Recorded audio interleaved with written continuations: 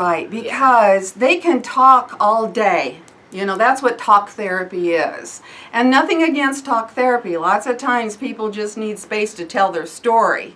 But in our work, we're trying to get underneath that story. Just like, remember when we did that emotional little exercise when I said, when did you feel tired? And what were the circumstances under which you felt tired? Well, this is the same thing. We're taking from that exercise. Well, tell me a little bit more about those tenants. You know, what is it that bothers you about them? Do you think there's some boundary issues? You're just really playing that role of getting underneath, and I call it the devil's advocate, all right? You have to be a little ornery.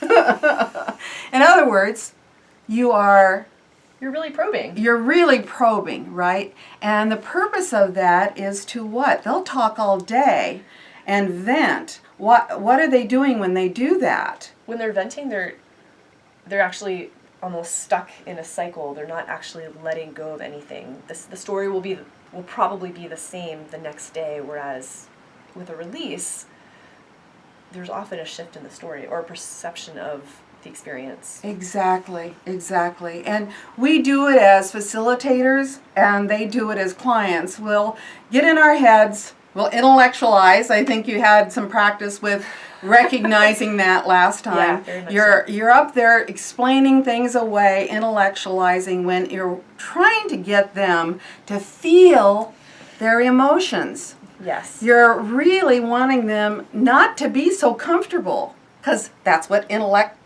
does. It takes us away. It removes us from the threat.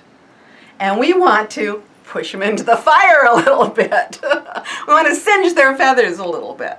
And to do that, you've got to be insistent. So those probing questions are really important, and letting them get at to what they're really feeling. Okay.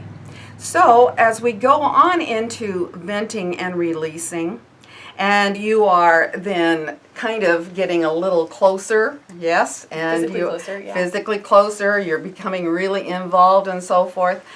How do we go from that active listening role to more of a facilitating role? What happens? We are mirroring any sound that the person's experiencing. So if they're crying or using strong language, we could be speaking those same words, we could be making those same sounds, or engaging in a pitch or a tone that's similar. Yes. We could also be touching a body part where that person is touching, but helping to like move energy in that area of the body.